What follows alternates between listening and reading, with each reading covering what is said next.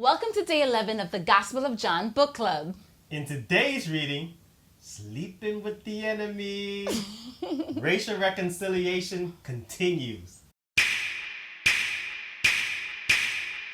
That's awesome. I can't wait. Hey, we just switched it up. That was cool. That was cool. I liked it. I liked it. We should do more We're going to roll like that from now on. All right.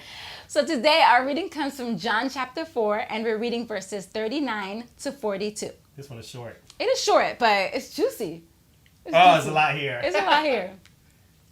Many Samaritans from the village believed in Jesus because the woman had said, "He told me everything I ever did." When they came out to see him, they begged him to stay in their village. So he stayed for 2 days, long enough for many more to hear his message and believe. Then they said to the woman, "Now we believe, not just because of what you told us, but because we have heard him ourselves. Now we know that he is indeed the Savior of the world." Yeah. Oh, man. Yeah, it's so amazing. powerful. So we're just kind of continuing from day 10. Yeah. And, we went from the encounter with the Samaritan woman to Jesus' disciples coming back, and they're like, well, why is he talking to her? But they were scared to say anything. Yeah. And then Jesus gave them a sense of purpose, which is, listen, like, this is all about my mission. And my mission is harvesting fruit, right? Basically, finding people who are lost, sheep without a shepherd, lost, who will spend eternity without God. Yeah. Unless it's for people like me and you, going out and reaching them. And so Jesus is sharing our stories. About how wonderful Jesus has been to us. Yeah, and so he's sending his disciples and saying, letting them know, like, hey, this is what you guys are going to be doing. And in addition to that, the Samaritan woman drops her bucket yesterday. She dropped everything. She came to get water, but left the water. Because she was so excited about her encounter with Jesus. Maybe the disciples went back and helped her get it the next day. I don't know. We can hope. Hold on, should we be carrying this woman's water? I don't know. But yeah, and then she runs back to the town. Yeah. And she tells everybody about Jesus. And I think one of the things we didn't get to talk about yesterday was how this woman, Jesus in his encounter and his conversation, he talked about how she had, all these husbands.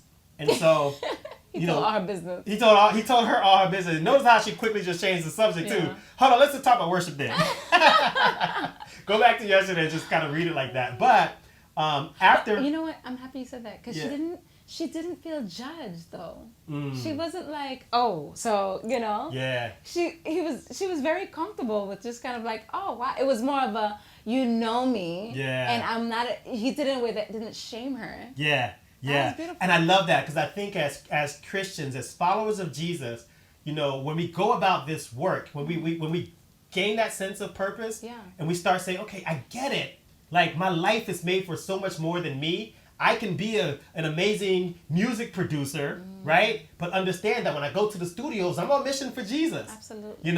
And if we live our lives like that, watching Jesus' model, how he interacts with this woman who is racially different, who is genderly.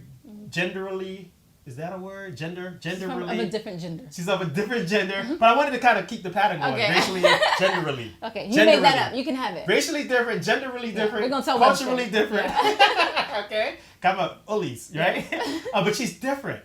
And he gives her dignity. He gives her respect. He gives her purpose. He gives her purpose. Wow. He lets her feel welcome. He lets her feel accepted. Right? And we can encounter people who are so different from us. Maybe they'll never choose to follow Jesus, but they should still feel a welcoming and a sense of acceptance from Christians. But I think it's such a correlation in between how the disciples at the time would have treated her versus how Jesus would have treated her. And so I think when we go into spaces with people, I'm just wondering, do I come off as welcoming and do me as a believer come off that way? Or do I hold it like the disciples, like, you're not, just I shouldn't be around you. So I feel like that's a question for. I'm gonna let you answer that for yourself. I'm just wondering. But I think as you're talking, I'm like, do I come? Each of us has to answer it for ourselves. Yes. And I can if I'm being transparent and honest, there are settings I go into where I'm sure that as often and as hard as I try to really be welcoming and hospitable, I'm sure there's certain settings that I go into that I'm not so much the same. Usually my family. Oh, wow. That's deep. I got to work on it. Oh, wow, that's deep. That's so deep. Mom, I'm sorry if you're watching. That's awesome. That's awesome. So something I wanted to point out is that, so first we have this dynamic with this, how the disciples are feeling. They clearly feel this way. But Jesus ends up staying for 2 days. Oh, man. That's the beautiful thing. And so they weren't even just passing through. Now they're like staying. They're sleeping there. They're eating there. so they probably didn't tell anybody when they went back. Like, shh, don't tell them where we've been, y'all. In all my years of reading that passage, I never saw that until you just brought that up. But it's so funny. Like, they are really, literally sleeping with the enemy. Like, and because think about, like, where did they stay? Somebody had to open their doors and allow them in. How did they eat? I'm pretty sure it probably changed their perspective, though, a little bit to what they thought. That happens sometimes when we get into somebody's space and just let go of our discomforts, but we get into that space just for the sake of Christ and for Jesus. Yeah. Oh, man. Right? I mean, I'm just wondering how wonderful that would be for reconciliation in different ways. That's right. If when we sit down and eat together, and just are in the same proximity where we can put our issues aside and share the things that we have in common. Hunger is something we have in common. Why can't we just build around that? And I think that gives us opportunities to see that, separate from the things that keep us apart, which is our differences, we're more alike than we think. That's so true. We all struggle with pride, right? And maybe my struggle is financial and your struggle is not. So maybe we're coming together around an economic difference, right? But if we share a meal together, I think me as a person with less money and you me being poor, you being rich, if we share a meal together and we start to talk, I think I will find like, hey, I'm insecure about some things, but this person also shares some insecurities too that are different. But we both have that commonality of insecurity. We both have the commonality of pride. We both have the commonality of fear. We both have the commonality of there are times where we don't feel good enough. But I feel like that seeps its way into the church, though. The Christians are very good at faking unity. Oh, man. Oh, we're so good at it. Because on Sunday, it's like, we're just coming on Sunday. We're going to sing together. And, hey, girl. Yeah, how you doing? Hi. And you have... I'm blessed and highly favored. Yeah, and we do that so well. But I feel like now, in this climate of, racial reconciliation, this reckoning that's happening, you see it even in the church where it's like, wait a minute. I had a conversation with someone the other day and she was saying how they've been meeting together and this is a white woman. They meet together and this black couple coming together and she finally told them, the black guy told her, when I usually come around, you have to Obama it up. And she's like, what? Now they're meeting in her house for all this time. Oh, and he finally told, because they finally had this conversation and they let it down. And she was like, it broke her heart that he wasn't even really his true self coming into the church on Sunday. Wow. And he felt like he had to put something on. That was like heartbreaking. But I think so true. I love that story because I think the beauty of it is exactly what happened in this scene.